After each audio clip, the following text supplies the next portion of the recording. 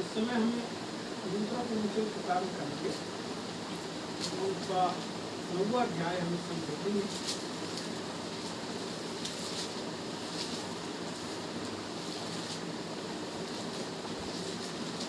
उसका 11 तुम हर बात में सब प्रकार की उदारता के लिए जो हमारे द्वारा परमेश्वर का धन्यवाद करवाती है धनवान किए जाओ, क्योंकि इस सेवा के पूरा करने से न केवल पवित्र लोगों की आवश्यकताएं पूरी होती है, परंतु लोगों की ओर से परमेश्वर का भी बहुत धन्यवाद होता है, क्योंकि इस सेवा को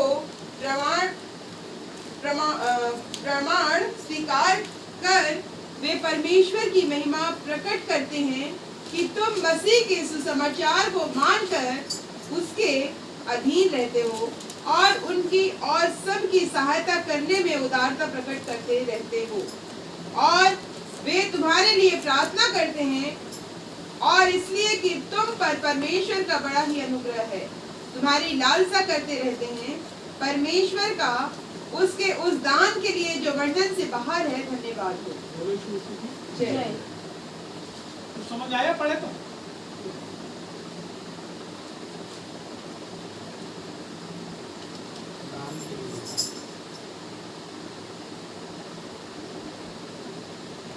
ऊपर का छोड़ दो, नीचे का पढ़े हो। समझ में आया?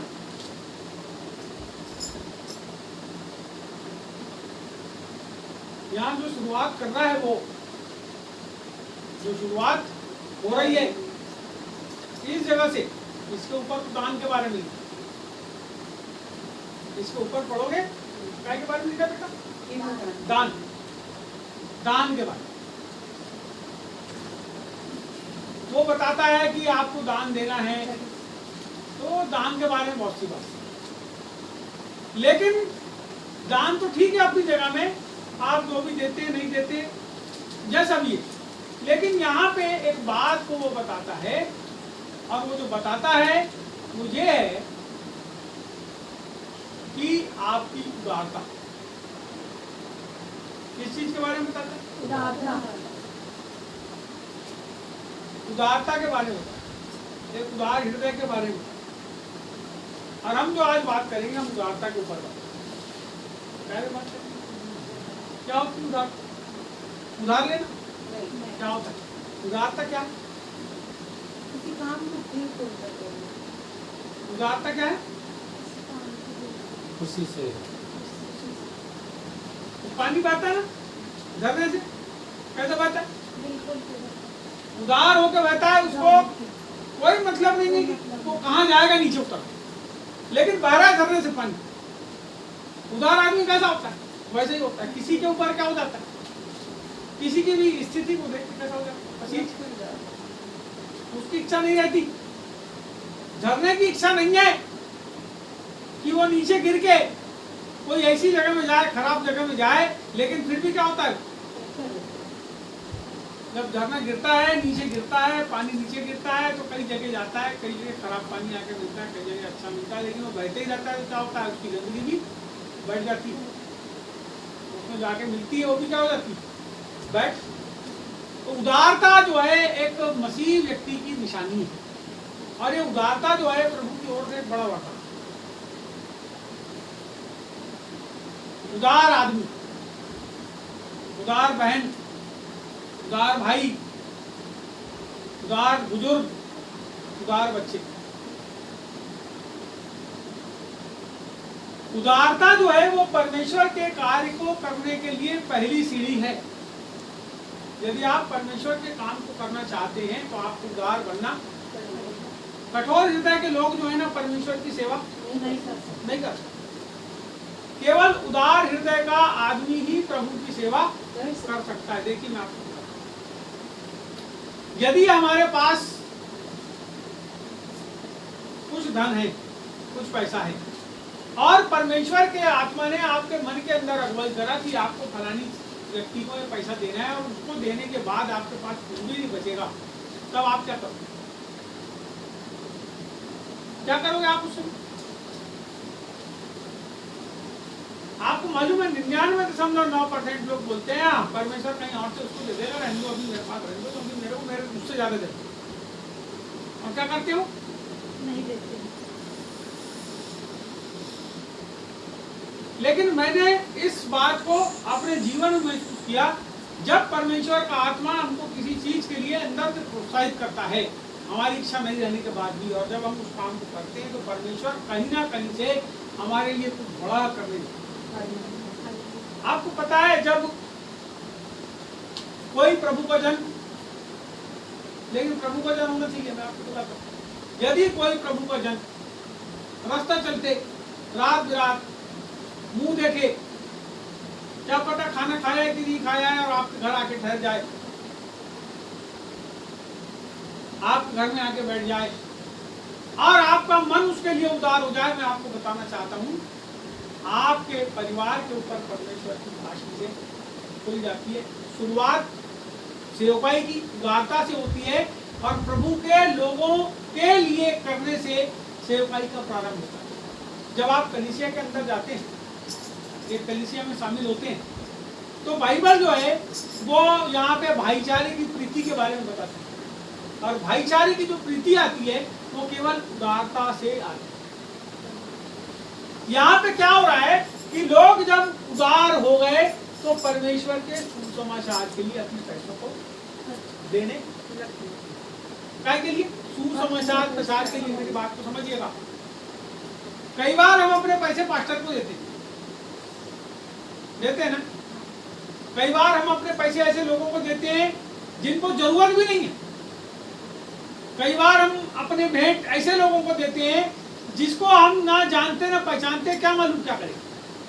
कई बार हम अपनी भेंट ऐसी मिनिस्ट्रियों को देते हैं जिनका केवल नाम हमको पता है लेकिन उनके बारे में हमको कुछ नहीं पता है। आपको पता है ये जो कलीसिया थी पुराने नियम की, नए नियम की जो कलीसिया थी, ये क्या करती थी, ये अपनी दान और भेंट जमा करके ऐसे प्रभु के दास और भक्तों को देती थी जो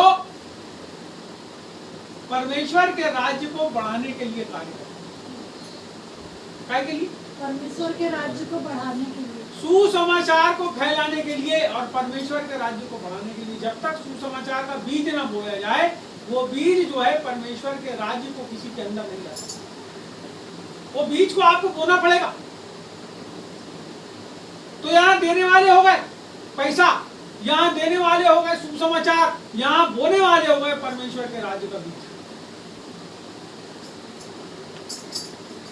आपके अंदर यदि परमेश्वर की ओर से उदारता का वरदान नहीं है तो आप उदारता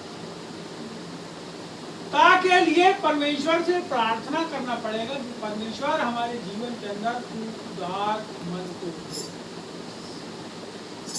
आपको पता है इस विश्व के अंदर सबसे बड़ा उदार आदमी कौन है? जिसने धरती को बनाया, उसने वो इतना उदार हो गया हमारी स्थिति को देखते कि उसने क्या किया, अपने आप को। उदारता के द्वारा ही प्रेम आता है। यदि आप उदार नहीं है तो प्रेम आपके अंदर नहीं। यदि आप कठोर हृदय है तो प्रेम को आप मार दो। यदि किसी में प्रेम आया भी है तो आप क्या करो, मार दो। उसको मार दोगे। उदारता से ही प्रेम उत्पन्न होता है, उदारता से ही जो है अच्छे काम होते हैं, उदारता से ही देना आता है। यहाँ पे प्रभु का वचन जो है वो कहता है, अतः जो बोने वाले 11 में देखेंगे, तुम हर प्रकार में सब प्रकार की उदारता के लिए, तुम हर बात में सब प्रकार की उदारता, कितने प्रकार की, सब प्रकार में, एक दो प्रकार की है कि उदारता नहीं पता हमारी जिंदगी में कब उदारता की जरूरत हो। तुम हर बात में सब प्रकार की, हर बात में सब प्रकार की उदारता के लिए हमारे द्वारा परमेश्वर का धन्यवाद, जो हमारे द्वारा परमेश्वर का धन्यवाद करवाती है, धन्यवाद किए जाओ। आपको पता है जब आप हर प्रकार से उदारता करते हो परमेश्वर के लोगों के लिए, उसके द्वारा वो परमेश्वर का धन्यवाद करते। कई बार क्या होता है, जो प्रभु के लोग रहते हैं वो कई ऐसे लोग भी हैं जो अपनी जरूरत, अपनी समस्या, अपनी परेशानी किसी को नहीं, और जब वो कभी किसी ऐसे व्यक्ति के पास चले जाते हैं जिसके मन के अंदर प्रभु की ओर से उदारता है और उनका हाथ उनके जीवन के ऊपर जब खुल जाता है, आपको पता क्या होता है? सबसे पहले वो प्रभु को धन्यवाद, वो धन्यवाद करता है, प्रभु आपने मेरे मन की बात को सुना। दूसरी बात बोलता है, प्रभु धन्यवाद इस व्यक्ति को। बाइबल कहती है कि जो उदारता तुम प्रभु के लोगों के साथ करते हो, उसके द्वारा जब वो धन्यवाद करते हैं तो तुम धन्यवाद प्रभु के लोगों के लिए जब आप उदारता करते हैं और जब वो उसके द्वारा परमेश्वर का धन्यवाद करते हैं, तो बाइबल बताती है कि आपको परमेश्वर धन्यवाद करता है। आपने किस स्थिति में दिए, मेरी बात को समझिए। मैं बहुत सारे लोगों को नहीं जानता, लेकिन मैं ऐसे लोगों को जानता हूँ जिन्होंने परमेश्वर के काम के लिए अपना जो कुछ भी उनके पास रहा होगा, उन्हें उठा के क्या किए? परमेश्वर के लिए दिए, और आज उनकी स्थिति बाकी के लोगों से बहुत बेहतर है। बाकी के लोगों से बेहतर है। उसका कारण क्या है? कि उन्होंने जो भी दिए उदारता से, जैसे झरना बहता है ना उदारता से, बस देने के बाद क्या किए क्या नहीं किए, सामने वाले ने कैसा किया कैसा क्या नहीं किया, कैसा उसके जीवन के अंदर काम हो नहीं पता, लेकिन हमने जो किए किसके लिए किए? परमेश्वर के लिए। तो जब आप परमेश्वर के लिए करते हो, जब आप बीज परमेश्वर के लिए बोते हो, तो उसका फल परमेश्वर देगा। ये थोड़ी देर पहले प्रार्थना कर रहे थे, प्रभु अच्छे फल दे, तो अच्छा बीज बोना पड़ेगा, अच्छा होना तुमको, तो अच्छा देते नहीं तुम, थोड़ा सा दो। तो आपको पता है, अभी मैं इतवार के दिन प्रचार करता है, जो हम लोग फसल उगाते हैं उसमें से कुछ बीज को निकाल के क्या करते हैं? अच्छे वाले बीज को रख देते हैं कि आने वाले साल में फिर से, है ना? जिससे और कितना बोते हैं? थोड़ा बोते नहीं, ज्यादा थोड़ा बोते। कितना बोते? 1 एकड़ में कितना बोते? 1 बोरा बोए। मान लो, मेरी बात को समझना थोड़ा सा, मान लो 1 एकड़ में आपने 1 बोरा बोए, कितने बोरे काटते हो पता है? 200 बोरे आप काटते, 100 बोरे आप काटते हो ना? कितना हो गया? वो बोते कोटा के और काटते कितना? बराबर काटते। क्या कारण है? अच्छा बीज और खराब बीज बोगे तो बोते के साथ क्या होंगे? है ना? तो आप बोते कैसे हो, पहले इसके ऊपर ध्यान दें। आप बोते कैसे हो और कैसे मन से बोते हो? उदार मन से। अरे क्या लग रहा है? एक मेरे पहचान वाले नौकरी करते, वो नहीं जाते खेती में, वो एक आता है अधिया वाला, बोलता है क्या भैया आदत बीज होना ठीक है, ले जाओ भैया, सोडा होना ले जाओ, पानी होना भैया वहां से लेना पड़ेगा, ले लो कोई बात। कैसे लगता है? और ये जो रहता है लेने वाला है, इसका मन कैसा लगता है? ये तो मेहनत कर रहा है, पूरी लगा रहा है, लेकिन यदि वो उसका साझेदार भी उदार हो जाए तो फसल कैसी हो जाएगी? उदारता। जब कलीसिया में हम साझा करते हैं तो कोई लोग बड़े उदारता से क्या करते हैं? सहभागिता करते हैं। और कोई लोग कैसे करते हैं मालूम है? उनका मन जो है वो सामने वाली की उदारता देख के इतना दुखी होता है कि वो बोलता है यार इसके समान मैं करूंगा तो मेरा तो भट्टा बढ़ जाएगा, अरे मेरे पास मेरा जेब तो खाली हो जाएगा। कई लोग जो हैं ऐसा सोच के अपनी उदारता के वरदान को करके जब वो दबा देते हैं, तो जिस प्रकार से बीज होना चाहिए, जिस प्रकार से धनवान होना चाहिए, वो धनवान होने की दशा कैसे? मैं आपको सही बात बताता हूँ, मैंने बहुत सारे ऐसे लोगों को देखा है जो लोगों के घर में काम करते थे, लेकिन आज की स्थिति में वो अपना व्यवसाय, उसके पीछे कारण क्या है? परमेश्वर है उसके पीछे कारण, उनकी प्रार्थनाएं हैं। वो जो परमेश्वर के लोगों के लिए क्या करते हैं? उदारता पूर्वक। आपको पता है, जो धन्यवाद आता है ना, अचानक से जो धन्यवाद निकलता है, पता है आपको? जब आप भूखे आदमी को कभी खाना खिलाओ, भूखे आदमी, और जैसे ही वो खाना खाता है ना, उसके मुंह के अंदर जब वो बिल्कुल गर्मी में तपा हुआ कोई प्रभु वचन आता है, जब आप अचानक से ठंडा पानी देते हो तो धन्यवाद प्रभु होता है। मैं आपको बताना चाहता हूँ, रुपया पैसे की बात नहीं है, बात है आपकी उदारता के लिए कि आप किस व्यक्ति की जरूरत में जब देते हो और उसके मुंह से जो धन्यवाद होता है आपके जीवन के अंदर। धनवान का मतलब धनवान कई प्रकार से करता है परमेश्वर, केवल आप रुपया पैसे से इसमें समझो। कई बार हमारे खत्ते परमेश्वर थोड़े से खत्ते में इतना चला देता है, थोड़े से हमारे घर की वस्तुओं में इतना चला देता है कि कई लोग आके क्या करते हैं? भोजन कर लेते हैं, सब कुछ हो जाता है, उसके बाद भी क्या होता है? बच जाता है। ये किस चीज में धन्यवाद किया प्रभु? उन जरूरत की चीजों में आपको धन्यवाद करना।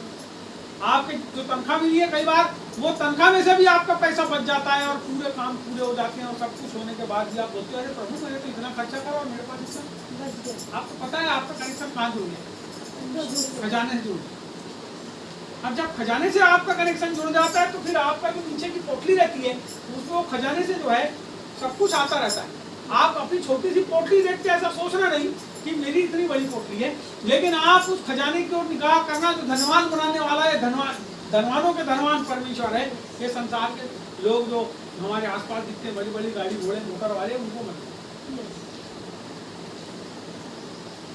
जब हम प्रभु में आए तो पैदल पैदल घूमे, कंधे पर लाद लाद के सामान घूमे, कई गांव के अंदर साइकिलों से हम गए प्रचार करने के लिए, लेकिन जब हम काम करने लगे और उदारता के साथ परमेश्वर के लोगों के साथ हमने काम किया, परमेश्वर ने हमको आशीष दिया। जितने भी लोग उदारता के साथ परमेश्वर का काम करते हैं, यहाँ एक मेरे दोस्त है, काफी बड़ी कलीसिया, हम लगभग 40-50 लोगों को सपोर्ट करते हैं। आपको पता है वो भी साइकिल से चलते हैं, लेकिन आज की तारीख में 50-60 लोगों को सपोर्ट करना है। इसका मतलब क्या हुआ? परमेश्वर ने उनने जो परमेश्वर के लिए उदारता की है उसके चलते परमेश्वर ने क्या किया? तो आप उदार बनो। ये 5 पद पढ़े, मैंने एक ही पद पढ़ने बोला था आपको, 11 किसका पद पढ़ दी? 5। लेकिन मैं आपको बताना चाहता हूँ आज परमेश्वर चाहता है कि हम अपने जीवन में उदार बने। हमारी उदारता आपको पता है बहुत बड़ी चीज नहीं। अचानक से कोई आदमी आपके घर में आता है और आप उसके लिए अपने घर के ट्रे में कुछ ले जाके पानी पिला देते हो, नाश्ता करा देते हो, आपको पता है ये आपकी उदारता का प्रमाण। कई लोग बोलते हैं बैठो ना भैया चाय पिलाते, बैठो ना भैया चाय पिलाते, बैठो ना पास्टर जी चाय पिलाते। अरे बैठो बैठो बैठो बैठो, अभी तो आए, और वो आपको 3 घंटा बिठाते हैं केवल चाय पिलाने के लिए, और आप भी रास्ता देखते हो कि वो चाय पिलाएंगे, लेकिन आखिरी तक चाय नहीं पिलाते, और आप जैसे उसके यहाँ जाते हो खाली वैसे ही आप उसके और जब निकलते हो तो बोलते हैं कैसे विश्वासी है लोग, प्रभु कैसे है लोग? तो प्रभु सुनता कैसे है लोग? तो प्रभु बोलता है ऐसे हो तुम लोग, हाँ ऐसे ही। समझ रहे बात मेरी? उदार आदमी क्या करता है? अरे आप आए कहाँ? बैठो बैठो बैठो, खा लो भैया पानी पियो, पानी रुको ना, चाय बन रही है, 1 मिनट रुको, मैं बात नहीं करता, पहले चाय बनाता हूँ, लो चाय पियो। अरे गई आपके हाथ से क्या चले गई? वो चीजें चले गई जो परमेश्वर देने वाला। आप खुद अपने हाथ से क्या करते हो? आपको पता है जब आप किसी का अपमान करते हो प्रभु के लोगों का खास तौर पे, तो आप उस आदमी का नहीं करते, वो तो मर जाएगा, जो यही राखड़ बन जाएगा। किसका करते हो? बाइबल बताती है उदार हो जाओ। मेरी इच्छा नहीं रहती कई बार कई लोग से बात करने की, फिर भी जब हम प्यार के साथ प्रभु के पास जाते हैं और उनको बोलते हैं प्रभु जी मेरी इच्छा नहीं है, लेकिन आप बोलते हो तो मैं जाता हूँ, यानी इसका मतलब हमारी इच्छा नहीं है फिर भी हम गए, तो कैसे हो गए? उदार हो। तो प्रभु बोलता है ठीक है, वो आदमी के द्वारा मैं तेरे को आशीष दूंगा। तू उदार हुआ ना, उस आदमी से जिससे तू मिलना नहीं चाहता था उसके द्वारा मैं तेरे को आशीष दूंगा। तो छोटे छोटे विश्वासी भी कई बार आते हैं, नए नए लोग आते हैं, हमारी इच्छा नहीं रहती, हम मिलते हैं, प्रभु क्या करता है उनके द्वारा भी आपको। मैं आपको बताना चाहता हूँ कोई जरूरी नहीं है कि आप सेवा को तभी आपके द्वारा किसी को आशीष मिलेगी, लेकिन जो सेवा नहीं कर रहा है उसके द्वारा भी जब आप उसके पास जाते उदारता से, उसके द्वारा भी तुमको आशीष मिलती है। अपने आप को खोलो, जितना खोलोगे परमेश्वर आपको उतना भरेगा, है ना? बोतल होती है ना, बोतल पूरी खाली है, बोतल ढक्कन लगा दो उसमें और डुबा पानी के बाल्टी में, क्या होगा? क्यों नहीं भरे? अरे ढक्कन खोलो और जब पानी भर जाएगा तब फिर ढक्कन लगा देना, और कोई आएगा तो उसको बोलना भैया गिलास पकड़ो पानी डालता हूँ, बगैर ढक्कन खोले पानी डाल क्या होगा? चले जाएगा भैया। क्या कारण? ढक्कन हमारे दिमाग का खोलना है हमको, तब उदारता हमारे जीवन में आएगी। जब उदारता आएगी तो प्रभु आशीष, है ना? ढक्कन खुलना चाहिए जीवन, जब हमारे जीवन का ढक्कन खुलेगा तो प्रभु की ओर से आशीष। और मैं अपने जो बात बताना चाहता था उसको समाप्त करता हूँ। मेरे को अभी विचार करने के लिए एक किसी दूसरी कलीसिया में जाना है, इसलिए मैंने आज छोटा संदेश प्रभु की ओर से मांगा था और प्रभु ने दिया, और मुझे कहीं जाना